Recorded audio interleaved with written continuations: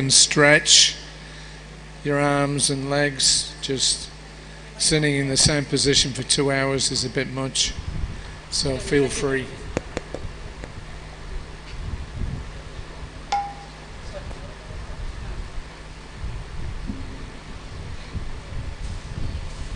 Hare Krishna. Hare Krishna.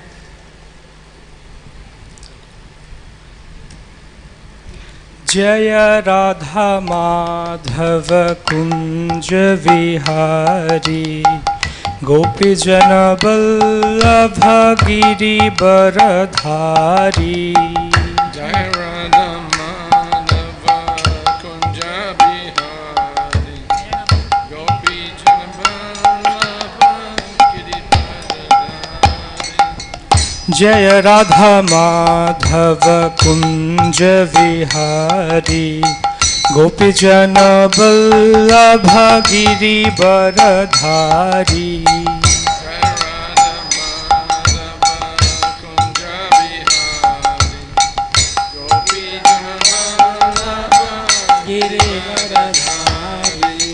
Yashodanandana Braja Jana Ranjana.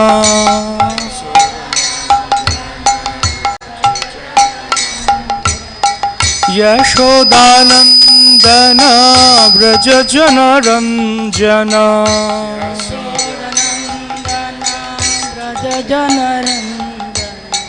Yamuna Tiravanachari.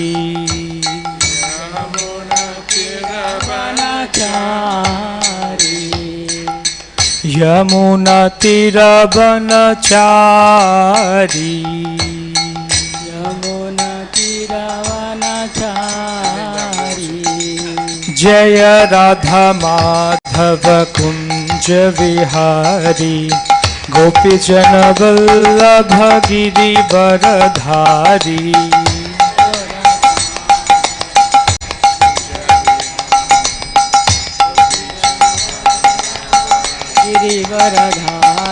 Jaya Radha Madhava Kunja Vihari Gopi Jana Vallabha Giri Baradhari.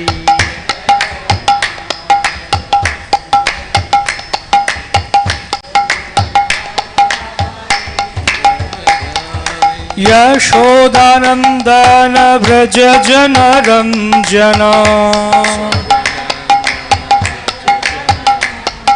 Yashodanandana Braja Jana Ranjana. Jamuna Tiravanachari.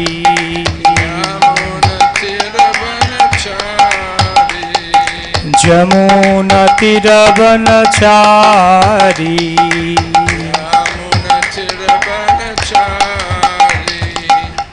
Shri Krishna Chaitanya Prabhu Nityananda Shri Advaita Gadadhara Shri Vasadi Gaura Bhakta Vrinda.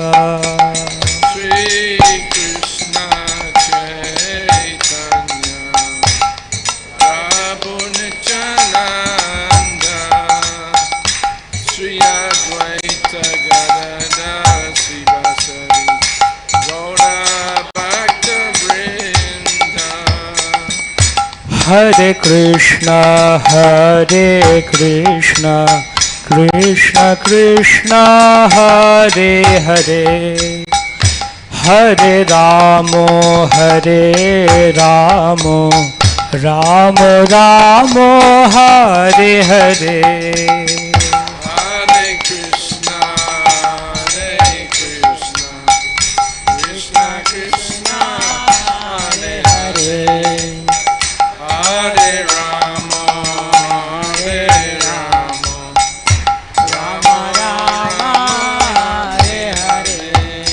Hare Krishna, Hare Krishna, Krishna Krishna, Hare Hare, Hare Ramo, Hare Ramo, Ram Ram Hare Hare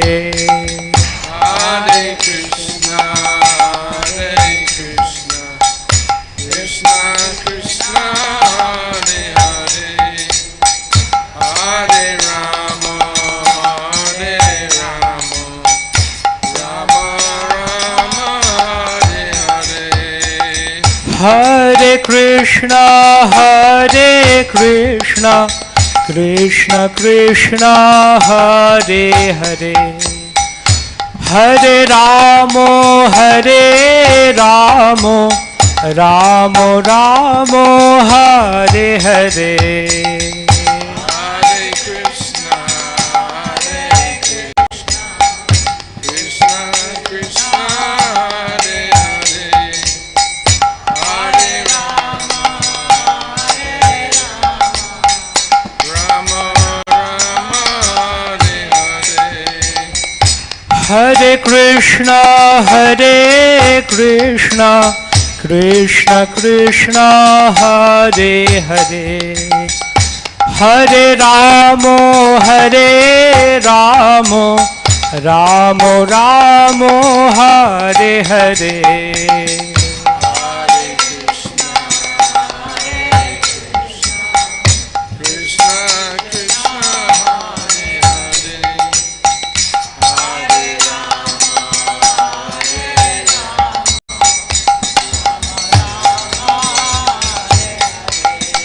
Hare Rama, Hare Krishna, Krishna Krishna, Hare Hare, Hare Ram, Ram Ram, Hare Hare. Hare Krishna, Krishna Krishna, Hare Hare, Hare Rama, Ram Ram, Hare Hare. Hare Krishna, Krishna Krishna, Hare Hare, Hare Ram, Ram Ram, Hare Hare. Hare Krishna,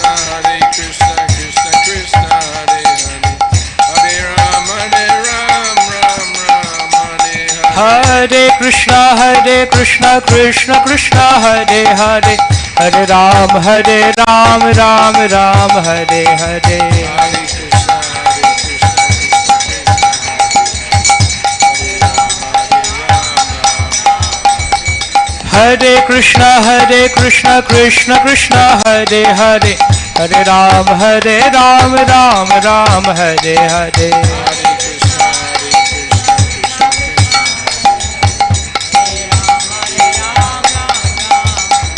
Hare Krishna, Krishna Krishna, Hare Hare, Hare Ram, Ram Ram, Hare Hare.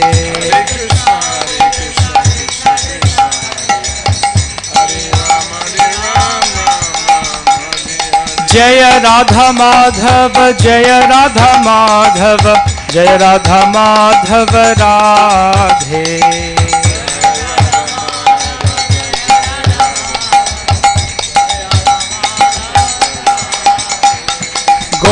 Gauranitai, Gauranitai, Gauranitai, Jaya Gauranitai.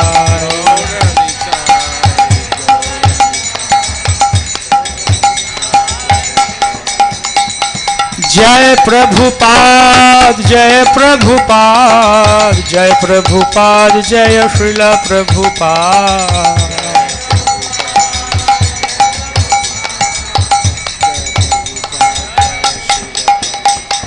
Jai Prabhupada, Jai Prabhupada, Jai Prabhupada, Jai Srila Prabhupada.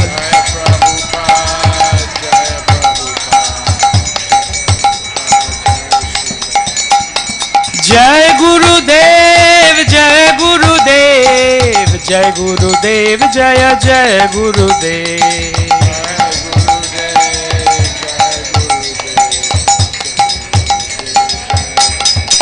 Nitai Gaur Hari Bol, Hari Bol, Hari Bol, Gaur Hari Bol. Nitai Gaur Hari Bol, Hari Bol, Hari Bol, Hari Bol. Nitai Gaur Hari Bol, Hari Bol, Hari Bol, Gaur Hari Bol.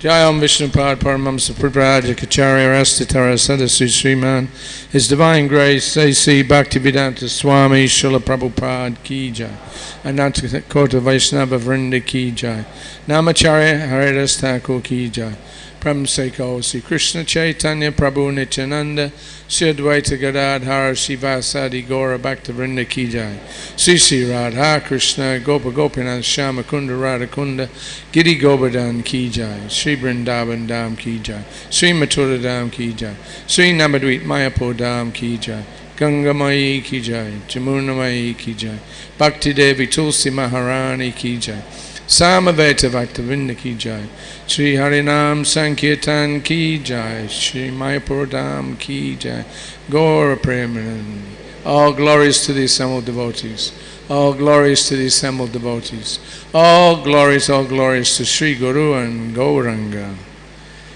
Om Namo Bhagavate Vasudevaya.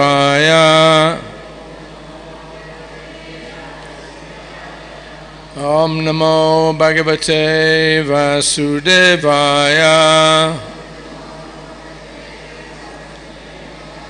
Om Namo Bhagavate Vasudevaya.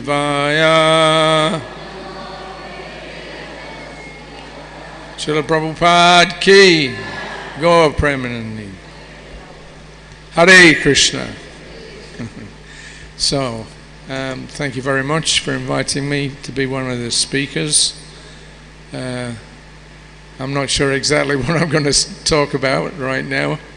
The last session that I did, we talked quite a bit about the early days in Australia and how Prabhupada encouraged us to distribute his books and chant Hare Krishna on the streets, even if we had to go to jail to do it, which we did sometimes. So does anybody have any particular topic that we can start off with? If you've got something, put your hand up, we can sing. No particular topics? Yes, sir. What's that? Varnashram. I think last week, last session, we did speak a little bit about Varnashram. It's been a topic that's been very widely discussed in ISKCON for a long time, and at least to my mundane eyesight, I don't see us making very much headway as far as true Varnashram Dharma. But I suppose there's one or two things. Is there any particular aspect of it that you want to talk about? I did mention that Prabhupada in December of 1976, when he was leaving Vrindavan to fly south to Hyderabad, he, as he was getting in the car to go to Delhi airport from Vrindavan, he said, "Now we're going to start a new phase of this movement." And we asked him, "Well, what is that, Srila Prabhupada?" He said very simply, "Varnashram Dharma."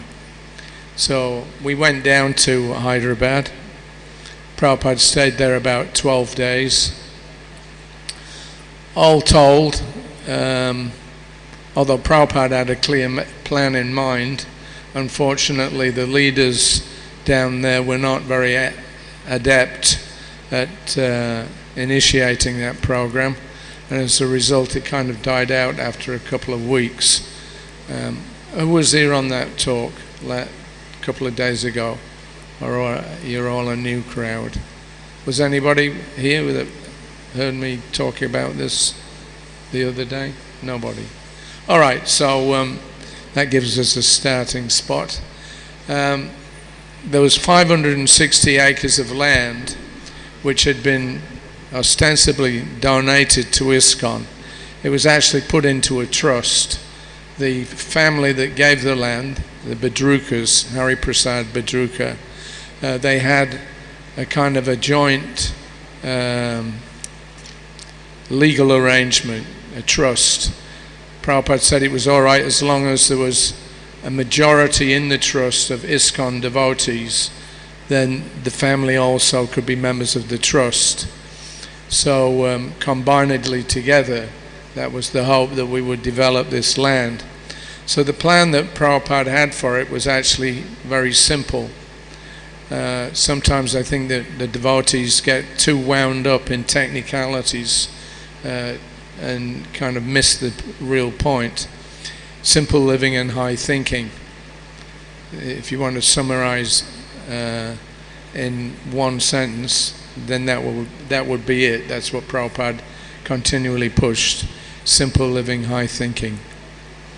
So there was about 560 acres of land.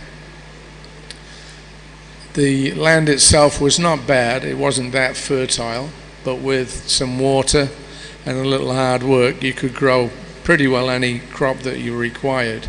So in the whole area around that farm, there were lots of small villages. It was a place called Medchal.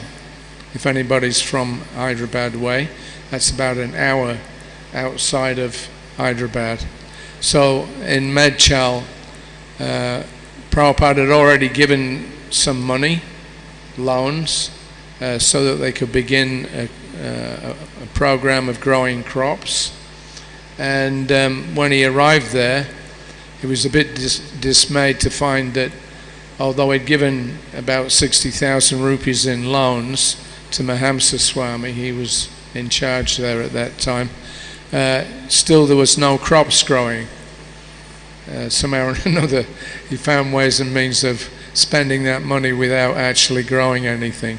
So Prabhupada was a bit disturbed by that, but he wasn't there to upset anybody. He just wanted to encourage them to begin a good program. So the first couple of days that we arrived in Hyderabad, we were lodged in the city.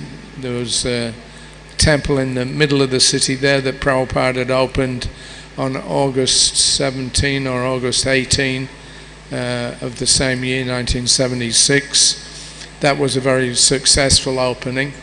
Prabhupada they had invited the Chief Minister of Andhra Pradesh, and after the opening ceremonies, etc., a couple of days later, Prabhupada was invited to the home of the Minister for Endowments.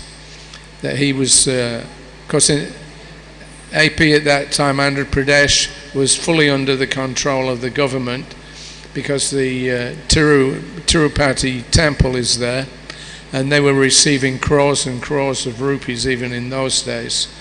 And so naturally, as soon as you have some money, people want to, separate you from it. So there was accusations that the trustees of the Tirupati temple, they were somehow or another filtering money away and putting it in their pockets. So the government used that as a good excuse to step in. They took over the they nationalized all the temples in Andhra Pradesh so that they could get the money from Tirupati. So instead of the trustees filtering the money away, the government was going to do it instead. Anyway, the department of the government that was in charge then of maintaining or at least develop the temples in Andhra Pradesh, that was the endowments ministry. So this man, I just forget his name, Raja something Sagi Sangha, I can't remember his name offhand. Anyway, he was a nice man. He was very small, even smaller than Srila Prabhupada physically. Very pious person, and I remember quite distinguished looking. He had one of those big British handlebar moustaches, and he came to see Prabhupada a few times, and he wanted some idea about how to spend the money that was given in Tirupati to Balaji. How should they spend it properly for the benefit of the people? So at least he was honest enough to admit that he didn't know himself, and he felt that Srila Prabhupada, with the influence that he had, and Prabhupada's obvious organizational capabilities in 10 years creating this huge worldwide society, so he thought that Prabhupada must be able to give them some good guidance on what to do with those funds. So he arranged a meeting after the opening of the temple, a couple of days later, at his own house, and there were 7 cabinet ministers that came there to hear Prabhupada. It was strictly limited just to these few people in the top level of government, and Prabhupada spoke for about half an hour or so about how they should spend every paisa that was given to Balaji only for Balaji's purpose, not for anything else. There was some talk that the government had been giving itself loans so that they could develop industry in Andhra Pradesh. So Prabhupada told them very frankly that what is given to Balaji belongs to Balaji. It cannot be used for anything else, otherwise it will be a big offense. Whether they actually took that seriously or not, I don't know. But Prabhupada was very clear about how the funds should be used. And he explained that the government, they're the Kshatriyas. So the Kshatriyas' business is to protect the Brahmins and Brahminical culture. That was their first goal of business. Government ministers, of course nowadays they're not like we imagine the Kshatriyas of the Mahabharata period, the Pandavas, etc. They're a lot different. Nowadays they're all rogues and thieves. They're not Kshatriyas actually, but they're pretending to be. And they're, on the pretext of being big leaders, they're simply pulling everybody to hell, that's all, with their industrial development. So Prabhupada's idea was that in spending the money for Balaji, that should be on the basis of Varnashram. They were the Kshatriyas, the government ministers, and so their first priority should be to support Brahminical culture all over Andhra Pradesh. So they told Prabhupada that they already had a program where every small temple in the state could get some minimum funds for the support of the pujaris that were running those temples, and they should try to help them to propagate Krishna consciousness as much as possible. That was the main aim. So again, the Brahmins in the state were encouraged to send their kids to school to learn Sanskrit, because the whole basis of civilization according to the Veda, that's also Varnashram. And so they thought that if they gave some money to the temple managers, then they would have enough time to learn Sanskrit, to learn the mantras, to introduce Brahminical culture into all the different aspects of people's lives. So Prabhupada, he told them, you don't have to do anything fancy, it's not necessary to set up this kind of elaborate system. If you just give the money away, it will be misspent. So you should be very careful about how you deal with that money. And he also, told them, excuse me,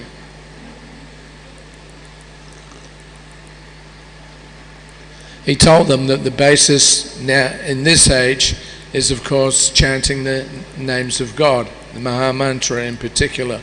So he said you don't have to do anything elaborate. He said just as we are doing in our ISKCON centers, then you can do, for the general population. In ISKCON we have a program. It's based around chanting the Hare Krishna mantra and distributing prasadam. And then, of course, looking after the deities very nicely.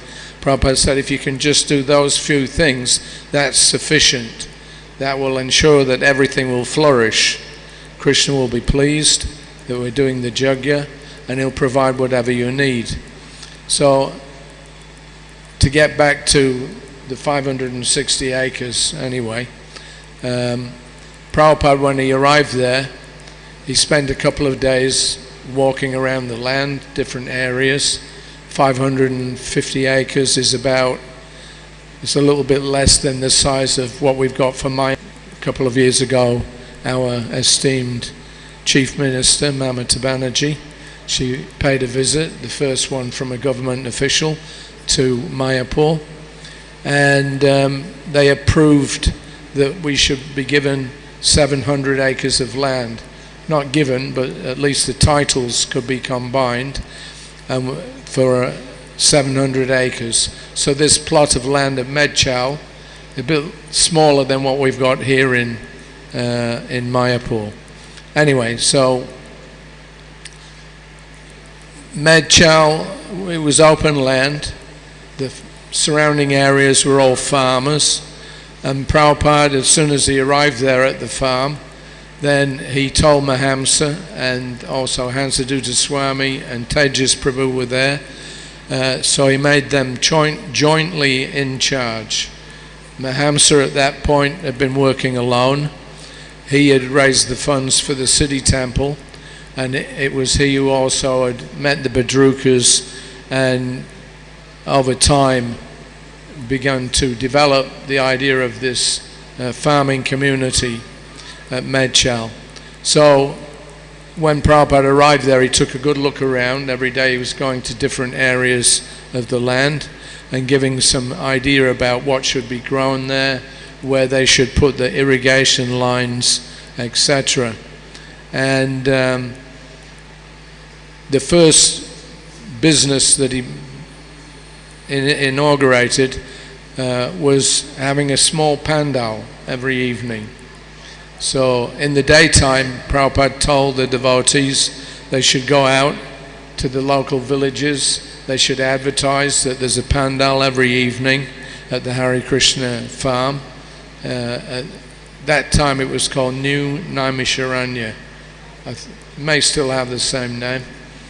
But Prabhupada told the leaders, you just set up a small pandal, and they built one less than the size of this decking that I'm sitting on here, maybe about half this size. And Prabhupada said, just chant Hare Krishna, let the local people join in, advertise to them that they should come to the Hare Krishna farm. They can chant Hare Krishna mantra, and then afterwards you feed them sumptuous foodstuffs. He said, that's it, that's the program. And when they get a little purified from chanting, from taking prasadam, chaitodarpanamajanam, then after that, then 5 minutes or 10 minutes, you can give a little philosophy. Yeah, but not more than that, because they're only farmers. The main thing is it should be practical. So the first day that they did it was quite successful. The local people, they were curious to see 30 or 40 Westerners. You know, you can imagine in a kind of a remote district where they are, then seeing this whole group of Western Vaishnavas, it was quite fascinating, if not shocking, to see us there chanting with shaved heads and dhoti and kurta. Anyway, so quite a few of them came, about 150. They had a kirtan, then they had some simple prasadam. It was more like just rice and dal, but they ate it. So Prabhupada was happy with that. So then the next day, about 6 in the evening, we heard I was with Prabhupada in his rooms, and we could hear outside some young children from the villages. They'd all come, about 50 of them, and they were running around our farm chanting Hare Krishna. And they imitated the way that we did it. One would lead, Hare Krishna, Krishna Krishna, Hare Hare, Hare Rama, Rama Rama, Hare Hare, and then the other ones would follow. So Prabhupada was smiling, he liked it very much. He said automatically children, whatever atmosphere that they're in, they'll pick up whatever's going on there. Immediately they'll copy it or adopt it. So these kids were all chanting Hare Krishna. Prabhupada was really happy. And then at 7 o'clock, that was when the pandal was supposed to begin. So they had a kirtan. Hansadutta had about 25 or 30, mainly brahmacharis, that were traveling on one of these big buses that they'd driven over from Europe. So they were going around in the daytime and advertising. And the evening program then was Hansadutta, who was a very good kirtan leader, him and his men mainly, and then a few local boys that we had. They would chant for about 15 minutes or 20 minutes, and then after that they were to be given prasadam. So Prabhupada was sitting in his room. He didn't attend the program. He let his men do that. But after a few minutes, he called me into his room and he asked me, what's going on outside? Is there any, what's the program? So I hadn't been out either. So he said, just go and take a look around, see what's happening. So although he was sitting in his room, he somehow or another detected that something wasn't quite right. So I went out, I looked around. There's about 100 villages there, and they'd been given this so-called prasadam, and what it was just large lumps of fused rice. They'd boiled the rice, whoever the cook was, and it was just like in big heavy blocks of rice with nothing else, not even any dal, certainly not chapatis or sabji, just a big clump of rice. So when they got the clump of rice on a leaf plate, they took one look at it and threw it on the ground. And I saw the dogs, of course, there's dogs everywhere. So even the dogs were coming up, and I saw one of them, he was sniffing this so-called prasadam, and then he walked off, he wouldn't eat it. So then I went round the corner, there was some buildings there, and like a goshala, and I found out where they were cooking. So I went to where the cooks were. They had these giant woks. We have them here also. So they had these giant woks. They were sitting on top of these mud, that dried mud. I don't know what the technical name is, the oven. They dig halfway down like a pit, and the fire's burning, and the wok is sitting up on, some stilts or something. So when I went round to where they were cooking, I was quite shocked, because the fellow that was doing the cooking was the same person that I had seen sweeping in the morning. So they had taken this bungi, this chamra, untouchable, and they made him the cook. So he was sweeping the toilets in the morning and cooking for Gaunitai, they were the deities, in the evening. So I recognized this is the same guy. He's cooking for the deities. And what he was doing, other devotees have been watching him. He was scraping off the top layer of rice out of the wok, because that was fairly reasonably cooked, and the rest of it was just solid, solid mass, and that was what they sent to the deity for offering. So after I'd seen all of this, I reported back to Srila Prabhupada. So he said, bring me some of that prasadam. So I went back, I brought a clump of coagulated rice, put it on a leaf plate on Prabhupada's desk. He was so disgusted, really, really angry, disgusted that they couldn't even cook a simple meal. And he immediately he asked, or he told me to go and get his secretary, who was Jagadish, and then Hansaduta, of course, and Tejas. They were joined in charge. Mahamsa was not there. He was in the city doing some legal work. He didn't come back until 11 o'clock at night. But the other three, Prabhupada sat them down in front of him and he chastised them very severely. I mean, really, really blasted them. And he said, what is this so-called prasadam? He said, even the dogs won't eat it. So he was really, really upset. And when he demanded to know who was overseeing everything, they were pointing at each other, but nobody was taking any responsibility. So, because Mahamsa wasn't there and he was the key man, then Prabhupada sent them out. He said, we'll talk about it more in the morning. So Hansaduta came in about 11 o'clock at night, and Prabhupada sent him to take rest. Then at 6 in the morning, the next morning, then Prabhupada sat them down. By that time his anger had subsided somewhat, but he told them, he said, I am very angry. He said that you could not do this such a simple program even. And he made this point, he said, we sing Radhikara Paka'ana Vivija Bhyanjana, that Srimati Radharani is personally cooking for Krishna and you have employed a sweeper. He said, this has shocked my heart. He was really upset. He said, anyway, now you have to rectify it. So that was the morning session. I think actually it might have been Bhaktisiddhanta Saraswati Thakur's Disappearance Day festival. So Prabhupada left it at that. Then in the evening, then again he called them in before the program was due to start. And he took assurance from them that this time there'd be a proper cook and, you know, at least some edible prasadam.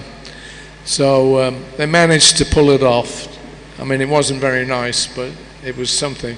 At least you could eat it. And Prabhupada spent about an hour telling the devotees, you know, the importance of prasadam. And he told them that prasadam should be so delicious that even if you have no appetite, still you'll eat it. He said, not that you have an appetite and the prasadam's so bad that you won't eat it. So like that, he was saying that at least in the West, maybe here in India also, a restaurant survives on its reputation. Yeah, if you go to a restaurant and you try the meal and it doesn't taste good, you'll never go back. One time, that's it. You either successfully win them over, like animals, the tongue. If you want to tame an animal, then just feed him something nice. That's it. He'll become your follower for life. Similarly with restaurants. If you have a good restaurant with good prasadam, people will always come, always come. But if they get one lousy meal, yeah, that's not cooked properly, you'll never see them again. So that way Prabhupada was chastising them and telling them, I'm very angry about what you did yesterday, but now let's push on. So they managed to keep that program going for about a week or 10 days. Prabhupada stayed there, as I say, for about nearly 2 weeks. And every day he was giving instruction. So his idea for implementing Varnashram was very simple. What he told us was that the villagers should be attracted by this pandal, by the chanting and good prasadam. That will cleanse the heart. After some time, when the heart becomes cleansed, then they may start to inquire, you know, what's the philosophy behind what we're doing. And then you can start to preach to them. And then gradually, as they get more and more purified, they'll want to become devotees themselves. So he said at that point, then they can be invited, now you come and live on our land, we'll give you 1 acre or 2 acres to manage, and a cow. And you build a small temple with Lakshmi Narayan or Balaji or Radha Krishna, Bal Krishna, any form of Lord Vishnu. You can worship in that temple. There should be, say, 10, 12 or 14 houses or families, and in that way all around the area you'd have these small clumps of houses, not big, but small, what they call in English hamlets. It means just, a dozen houses in one location. And then the program should be that having gotten some land, they're already farmers, they know what to do with it, so you don't have to instruct them on that so much. But in the morning they should be encouraged to wake up early before Mangalarati, take a bath, go to the temple, have Mangalarati. When that's finished, they should go out, work in the fields all day, or as long as they have to, and then in the evening they come back, and again they take bath, they go to the temple, they join in the kirtan, worship the deity, and that's it. That was Varnashram. Just hold on a second. I need somebody to come and fix my foot. Sorry, hold on a minute. I got cramps.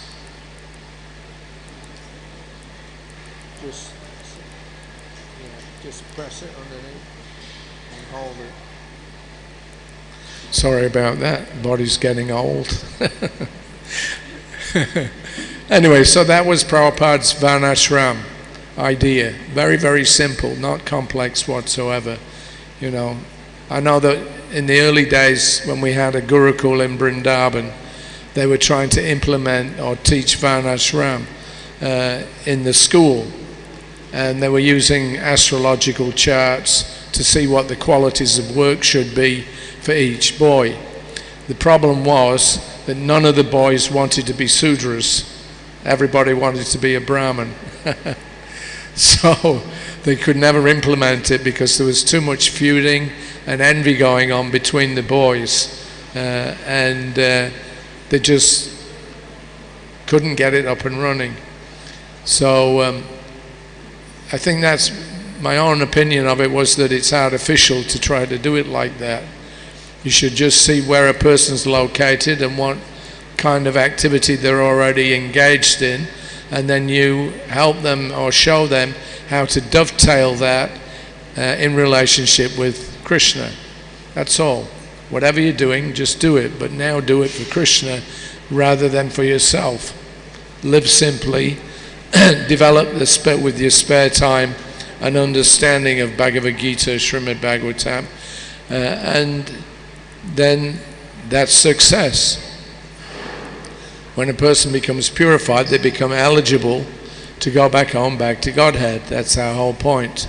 So the corruption of the Varnashram system meant that the so-called caste Goswamis or Brahmins or whatever, they would artificially take control of the population, even if they were not following any principles themselves, but they devolved down to a platform where they would try to just hold on to their positions for the sake of having the power over other people. So that way then the so-called caste system broke down due to the influence of Kali Yuga. So to rectify that, it requires something extremely powerful but simple. People can't follow the philosophy of even the Bhagavad Gita, what to speak about anything else. But if they chant and dance and eat prasadam, that purification will have an instantaneous effect. Some examples of that, just like Srila Prabhupada when he went to New York.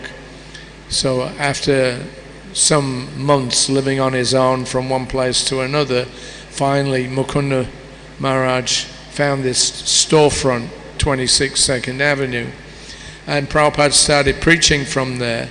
But the main program, he said, was just getting people to chant and dance. we've all seen the film of the devotees out in Tompkins Square Park, Brahmananda, Achyutananda and many others, just chanting and dancing. And then very rapidly they started to inquire about what the philosophy is behind it. And then Prabhupada started to teach them from Bhagavad Gita, sometimes Chaitanya Charitamrita, and within a couple of months from the formation of ISKCON, then Prabhupada held his first initiations. That was on Janmashtami of 1966, I think about 6th of September. So in that way then, as soon as they were a little purified, then Prabhupada had a whole program in his mind, and he immediately began to engage the devotees in doing devotional activities. When they first joined, the only activity was, you're hungry? All right, sit down, here's some prasadam, which Prabhupada himself was cooking. He told us that he was cooking for not less than 15, around 20 people a day. They would just walk in the storefront. Oh, you're hungry? Sit down. Prabhupada would feed them. He would clean up afterwards. And in this way then, if they wanted to sleep, all right, sleep on the floor on the storefront there. But he would have these regular sessions every day chanting, just getting them to chant and feed them. And there's some funny stories he told about that. There was one devotee called Stridish. Thank you. He was a young fellow. He was a bit affected, I think, by drugs. But he was simple enough.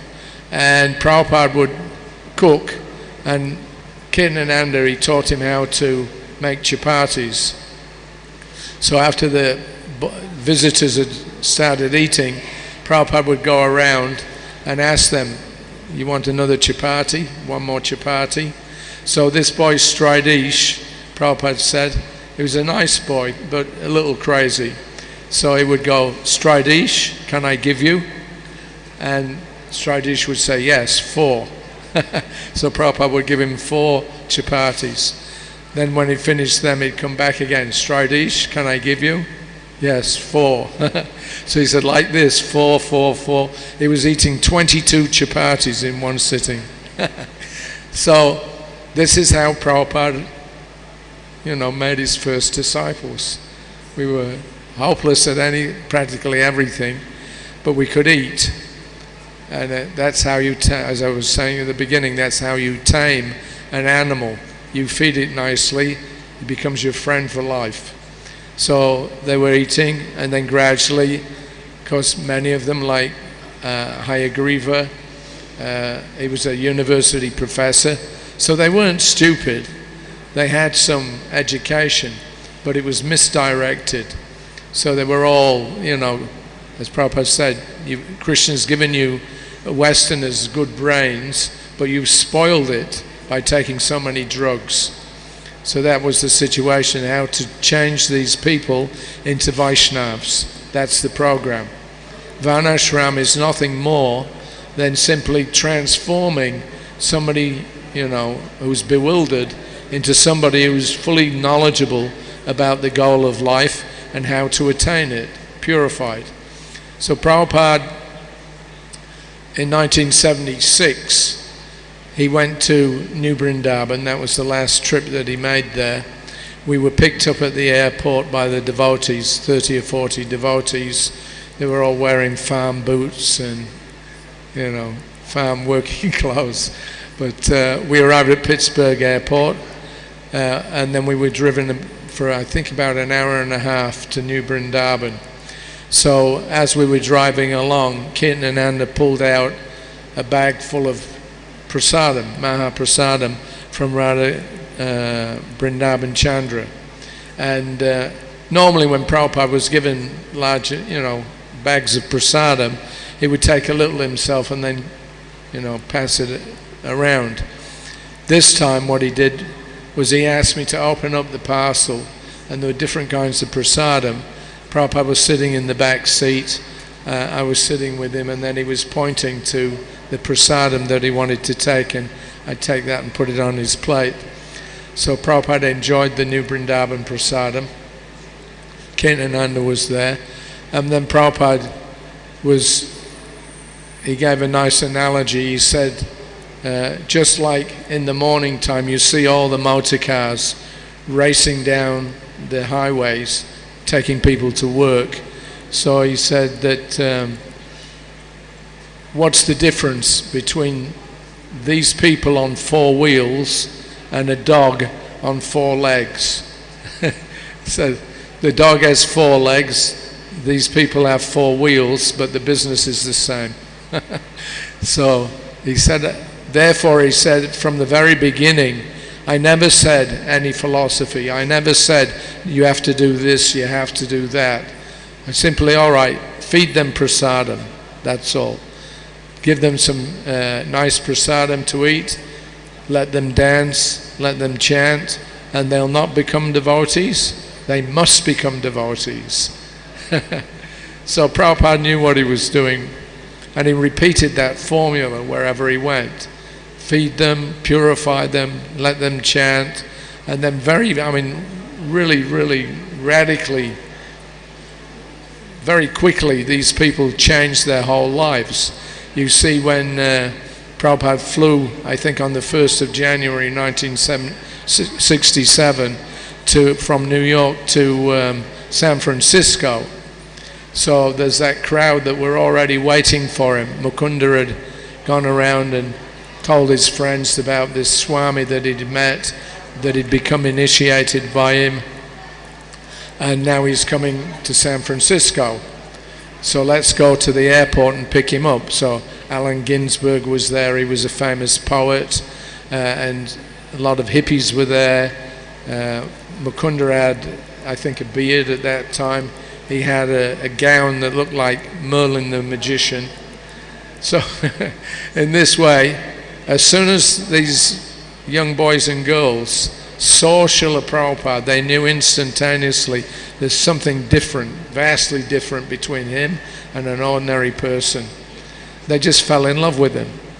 And Prabhupada was so gentle and gentlemanly in his dealings, so they just immediately were completely attracted to Srila Prabhupada, and they recognized this man he knows what he's talking about. He's not another downtown or uptown Swami. Yeah, he's actually living according to what he's teaching, so he's not cheating. There's so many cheaters, but they knew Prabhupada was the genuine thing. So that was it. They just literally dropped everything. Not that they had much work going on anyway, but something. But they just walked away from everything that they knew to join this Swami that they'd only seen the day before, or a couple of days before. But they trusted Prabhupada instantaneously. They knew that he wasn't a cheater. He established by his own character faith that went really deeply into the hearts of these young boys and girls. So in that way, within a very short period of time, they had a second temple in San Francisco. So we all know the stories that they're in Leelamrita, etc. But the point is that Krishna consciousness is not complex. It's very simple. Yeah, eat, chant, dance, and go home. That's what Prabhupada told Kirtananda whilst we were in the car going to New Vrindavan. He said, right from the beginning, I never insisted you do this or do that. Just eat, chant, dance, and go home. Later on he said, then some little philosophy, if they can understand it. So that was in 76 in New Vrindavan. They were trying to do some kind of varnashram system. That unfortunately didn't quite work out. We went to Gita Nagari for one night, and Prabhupada again, he was very happy. The devotees were trying to implement this simple living and high thinking program. They had cows there they had absolutely huge milk bags. These cows were descendants from the very first brown Swiss cows that were brought from Europe by the first settlers to America. first European settlers, they brought these Swiss brown cows, and the cows that they had on our farm, they had the pedigree going back 200 years. So they were really healthy, huge animals, and so much milk was coming, gallons and gallons of milk every day from each cow. So Prabhupada took a tour around. They were growing crops in one area, they were feeding, they had land for the cows in another area, and it was very peaceful life. So Prabhupada at the end of the tour, then he gave a short talk, and he said, it's so nice, Krishna consciousness is so nice. He said, just like in the barn, the cows were there, so the cats and the little kittens, they were running around from one cow to another after the milking, and they were sitting underneath the milk bag of the cows, sucking on the milk. So Prabhupada noted that. He said, just see, this is Krishna consciousness. Even the dogs, they were also doing the same thing, no fighting. He said, even the dogs and cats are best friends. He said, this is the spiritual world. No envy. Yeah. So in 1977, Prabhupada came here to Mayapur on February 14, 1977. We were up in the Lotus building. That was the only building that was here at that time. The long building was nearing completion. But Prabhupada preached to us for about an hour about the need to establish Varnashram in ISKCON, as well as in the greatest society. And I think we were pretty skeptical. We didn't have the vision that Prabhupada had. Prabhupada was sure that, if we introduced the Varnashram system, it would revolutionize the entire human society. That was what he was really after. He said one morning we were looking out over the railing of the building. Prabhupada had just had breakfast and then washed his hands in the sink. Then he came over to the side of the veranda there. He said, now I've given a glimpse. Yeah, there's much work to be done, but what was the exact phrase? He said that now we've given it the basics. He said, now it's up to you to fill in. Yeah, I've given you the basics. Now you have to carry it forward. So he said we could do that more successfully by following the Varnashram system. So we brought up several, doubts that we had. That didn't you say before that Varnashram was not?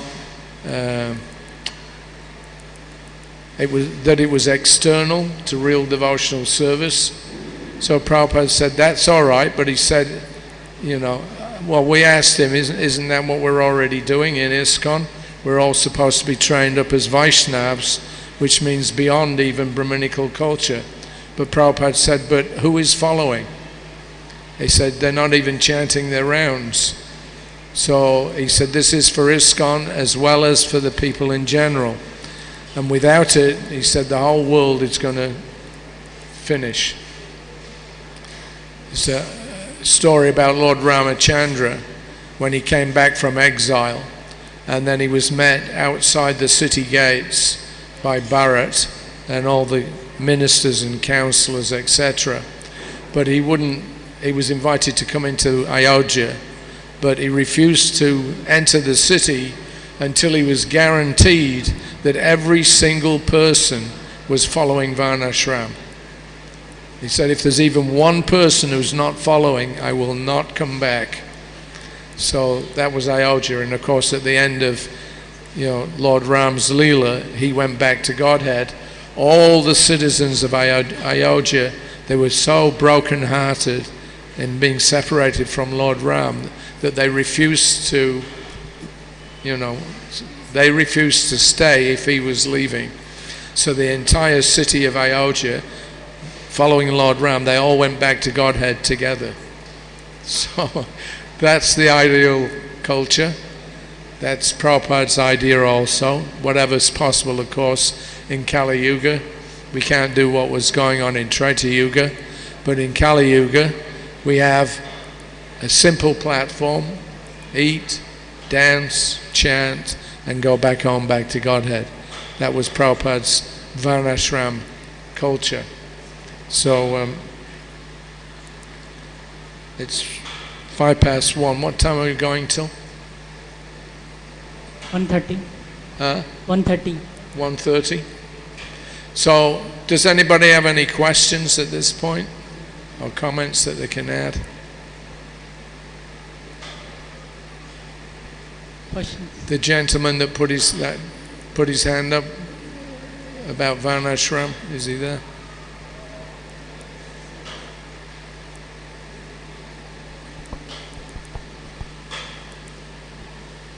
All right, anybody? Any questions? We had a program, I told this 2 days ago, I'll tell it again. We had a program in Sydney. Prabhupada used to come to Australia at least for 1 week every year.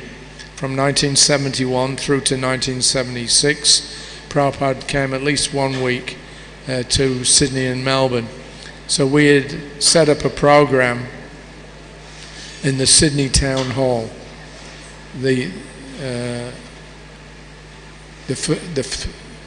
Let's see.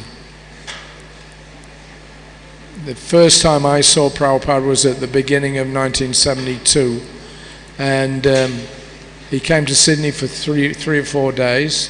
Then he flew down to Melbourne for 3 or 4 days, and in the middle of that visit, they had this big program at the Melbourne Town Hall. They had a big poster made, and the heading was Jagat Guru, Spiritual Master of the Universe. And then that silhouette picture of Prabhupada that's on the Back to Godhead magazine, that was the feature on the poster. So about 2,000 people came, and lots of questions. At the end of it, everybody got up and danced. Prabhupada was dancing. It was very, very successful. So we thought, okay, this is good. So the next time Prabhupada came, then we hired the Sydney Town Hall. I think this was 1973. And we did a lot of advertising, but when we actually had the event, only maybe 200, 250 people came, so we were quite disappointed. And then at the end of it, Prabhupada gave a really strong, clear talk. And then at the end of it, then he said, now is there any questions? We can try to clear any doubts. So nobody put their hands up. So again they asked, is there anybody has any question? Prabhupada will be happy to answer. Again, nobody, not one single person put their hand up. So the program finished at that point. When Prabhupada was going out, he said, just see, they're all dullards, meatheads. He said they're all a bunch of meatheads. Yeah, can't even think of a single question. So at least somebody here must have a question. Of course, I'm not Prabhupada, but there should be some questions. Yes, sir. Hare Krishna, Prabhu. Can you speak a little bit on how Prabhupada instructed to run the temples in ISKCON in a decentralized fashion? And are we doing this now? Well, it's complex. Management is always complex.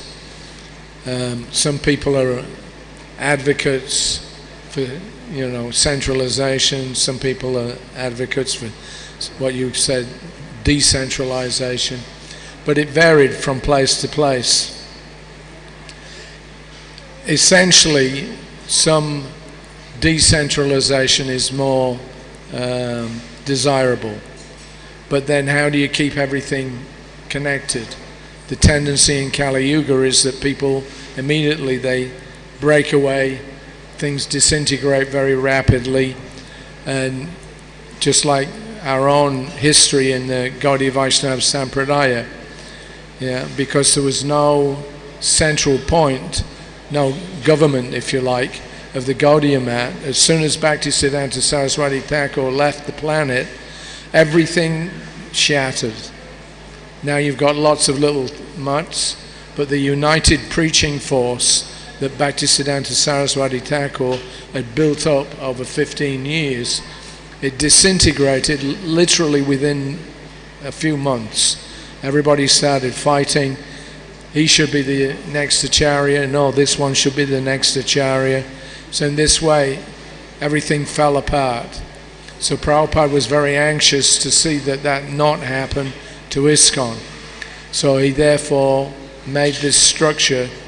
He made a GBC, temple presidents, treasurer. That was the essential model that he was working with. So that entails some kind of centralization in one sense, but in another sense, Prabhupada didn't want us to be so centralized that people lost their enthusiasm, for the preaching work. Individually, if we're preaching, we feel enlivened. But if we don't, if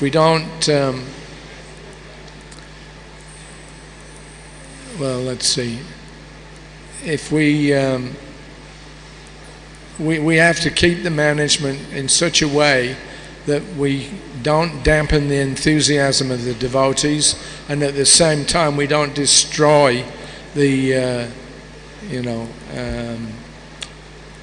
what's the word? That we don't destroy the unity of the movement, the fabric of the unity. So it's not easy. Management is always difficult. Lots of people have lots of different opinions, which they think are better than everybody else's. So we have to learn how to manage collectively together, and at the same time individually have the freedom to be able to go out and preach. The spread of ISKCON was done mainly by this kind of entrepreneurial spirit, just like Prabhupada went alone to America. He started preaching, and then by his behavior and words he attracted a following. So that's preferable. Yeah, we want people to be able to, just like, say, I'll give an example, in Australia. So I was in the Sydney temple for some time. Some attempts have been made at opening up a centre in Perth. So Perth and Sydney are on opposite ends of the continent, a couple of thousand miles away. So we had no temple in Perth at that time. So myself and Korma Prabhu, you might know him, he's a transcendental chef. So he and I decided to open up a temple in Perth. So how did we go there? We had no money. We had some incense in bags. We were hitchhiking on the road. We didn't have any, any facilities at all practically. But somehow or another we got to Perth. We started Sankirtan, got some money from selling incense, rented a small flat, and then in this way it started to grow. So it sounds kind of austere, but for us, we were young. We were I was 21 at that time, 22. So, even our temple president, he was only 19 years old. When I joined in Sydney, he was 19 years old, Mohanananda. Nobody in the temple was older than 28. Yeah. In fact, of course, in those days, hippie days, there was a slogan, don't trust anybody over 30. So we were all, young, enthusiastic. We could handle the austerities, etc.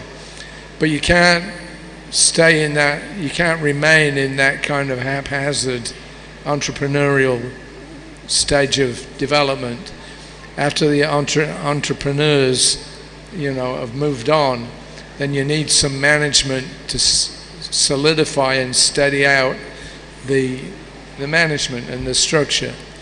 So in America, Prabhupada told the devotees, not to begin centralization. Each temple should independently, be working. And at the same time, you have a GBC body that's overseeing everything to correct if anybody goes off track. And they had the power to,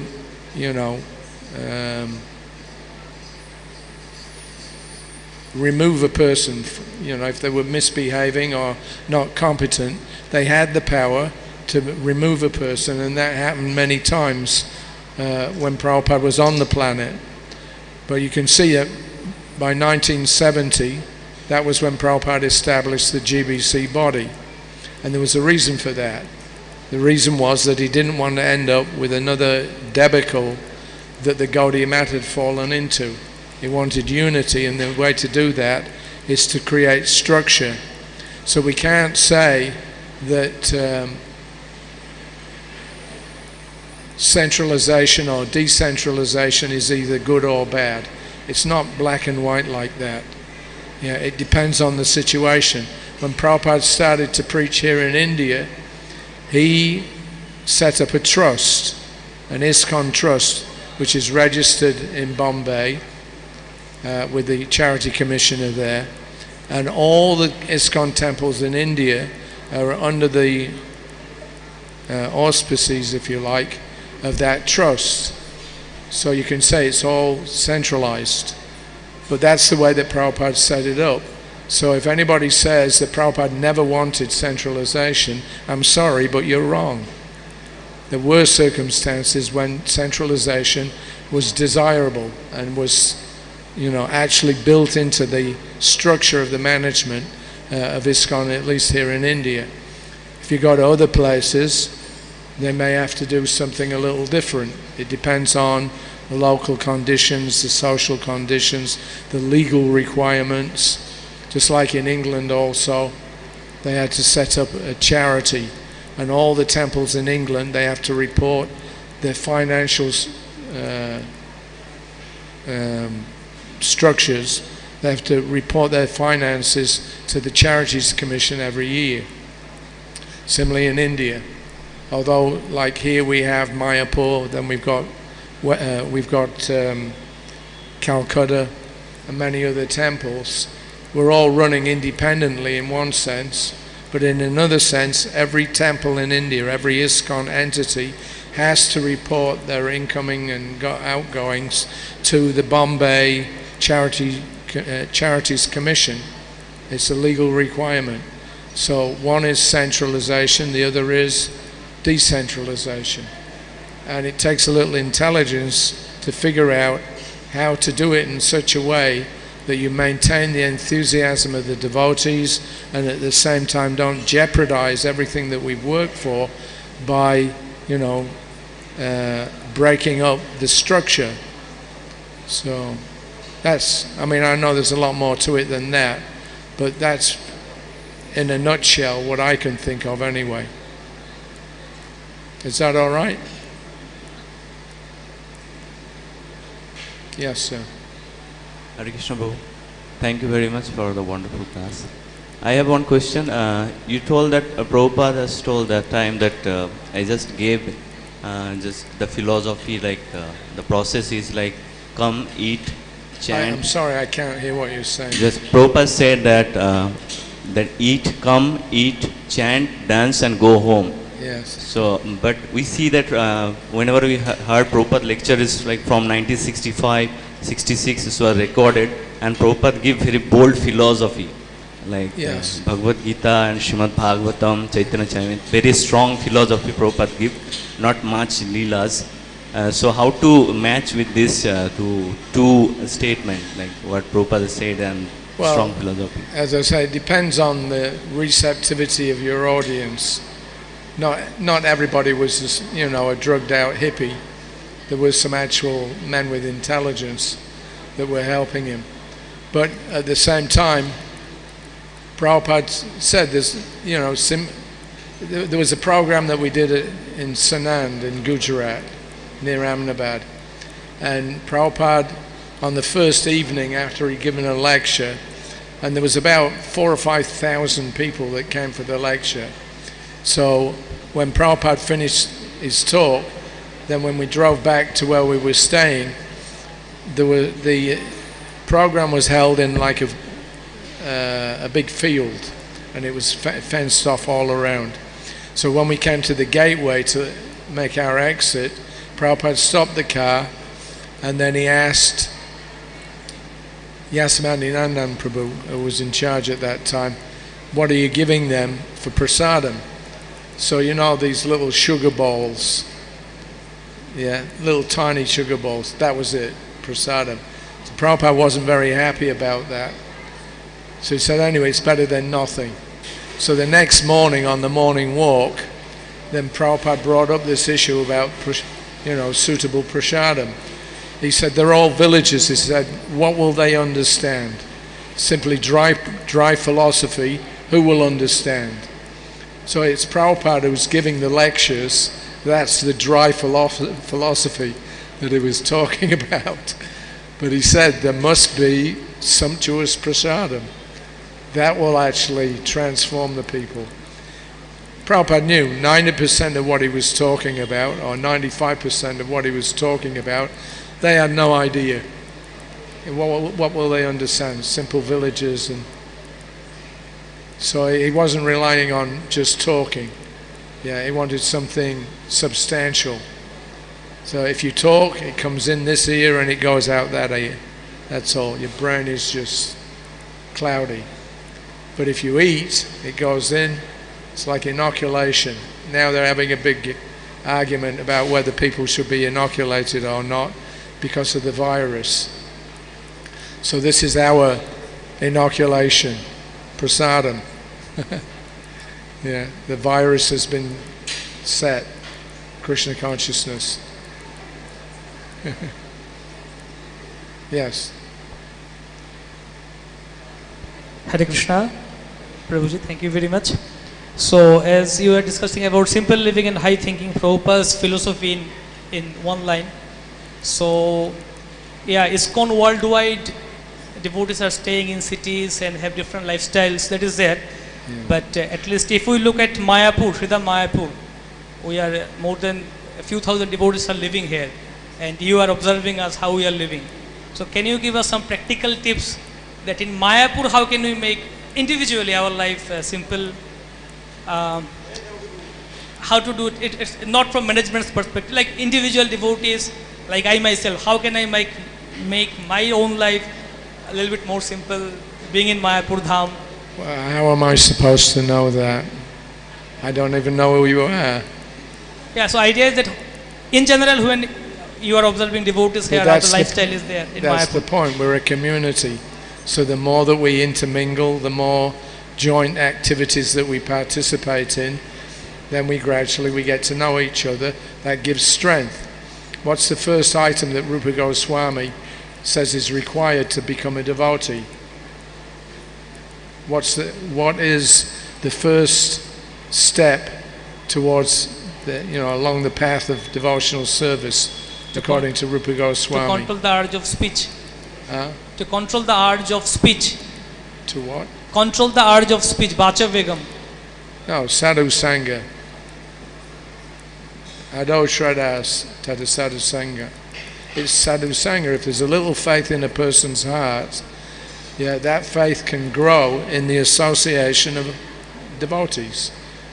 If you keep yourself, even if you're living in Mayapur, but if you keep yourself isolated, you won't develop in the same way.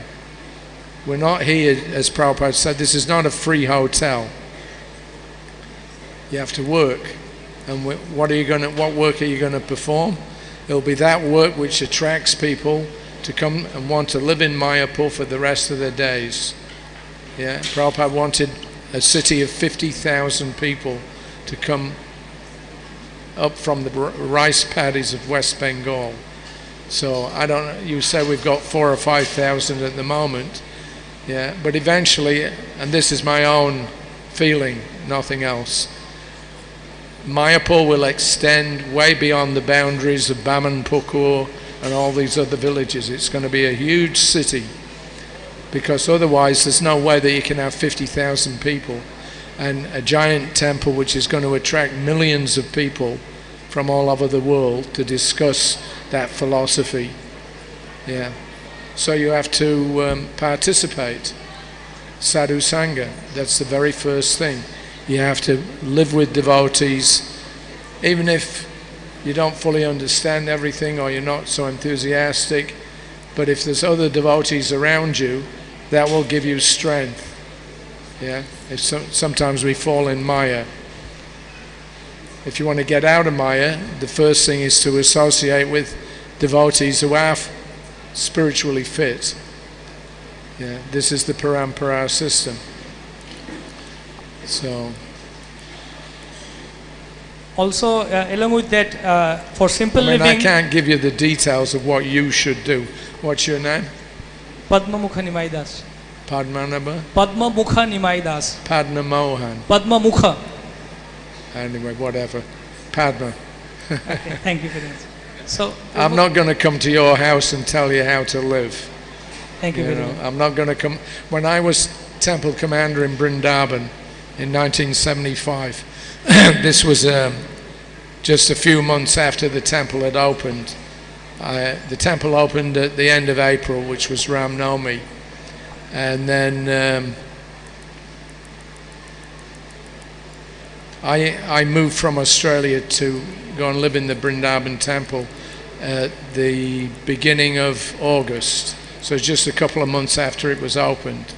So we had a system at that time. As soon as I walked in the door, actually, Akayananda Swami, who was the temple president, he made me the temple commander. I had no idea what was going on. I just literally, stepped off a horse cart and into the front gates of the temple. And one of my old friends, Bhagavad Shraya, who at that time was back to Richard, he grabbed me, he said, "Come with me." And he took me into Akayananda Swami's office. He said, "I found our new temple commander." So there was very few manpower at that time. So I was made instantaneously, the temple commander. So one of my duties was to make sure that everybody goes to Mangalarti.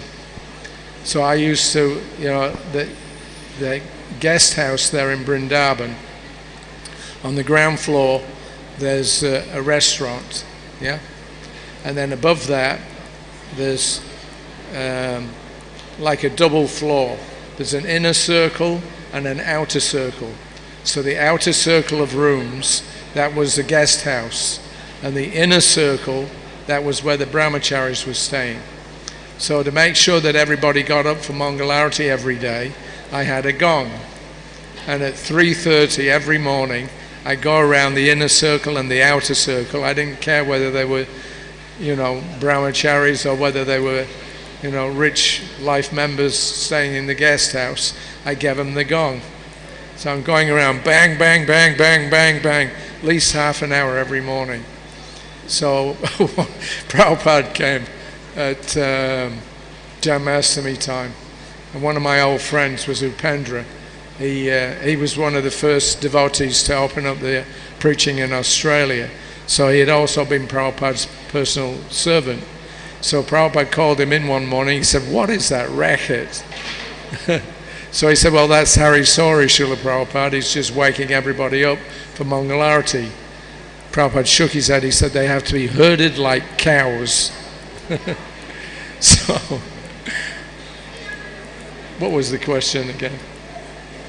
Anyway, the other thing was that I had a book, attendance book. Anybody that didn't turn up for Mangalarti, I wrote down their name and then told them, now no breakfast. If you don't come to Mangalarti, you don't get any breakfast. So, Prabhupada knew that we were doing that. He didn't say much because he wanted to get things going. But you can't do that all the time. People have to get to a point where they're motivated in themselves to come to all the programs. You can't force. It may work in the short term, but not in the long term. What was the question again? How can we make our life more simpler? How can we make our life more simpler? Yes. Well, Prabhupada's answer to that one was very easy. Sleep less. He said, just like me. I had my Bhagavatam, I was writing. Then this movement started, ISKCON. I had to start traveling here and there and everywhere all over the world. So where am I going to get the time to, develop all these different programs? Give up sleeping. So he literally did that. There were times when I saw Prabhupada literally not sleep at all. In Hawaii, in 76, he went there for 1 month so that he could increase his writing, the Bhagavatam. So some days he started work in the afternoon, worked throughout the whole evening. He pressed the servant's bell about 9 or 9:30 in the evening. I went in and he said, I'm not taking any massage this evening, I'm working. He was already sat there with his dictaphone. I got up in the morning at 4:30, 5 o'clock. Prabhupada was still working away on his dictations. He literally didn't sleep. So there were a few occasions when I saw that. So yeah, you have to be superhuman to do that kind of thing. But when people ask Prabhupada, I've got so much to do, extra duties, blah, blah, blah, Prabhupada would say, all right, well then sleep less, eat less. Okay, so it's 1:30. We'll finish at this point. I hope that was useful to everybody.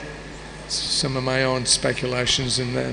But so thank you all very much. Srila Prabhupada ki jai. Thank you very much, Prabhu. So we'll thank Prabhu by chanting 3 times Haribol loudly. Haribol! Haribol! Haribol! So you can read the Transcendental Diary which has written by Prabhu. 5 volumes are now available. 2 more volumes are coming up. So you can read, and then now and then Prabhu will be talking like this. That time you can raise some questions. Hare Krishna.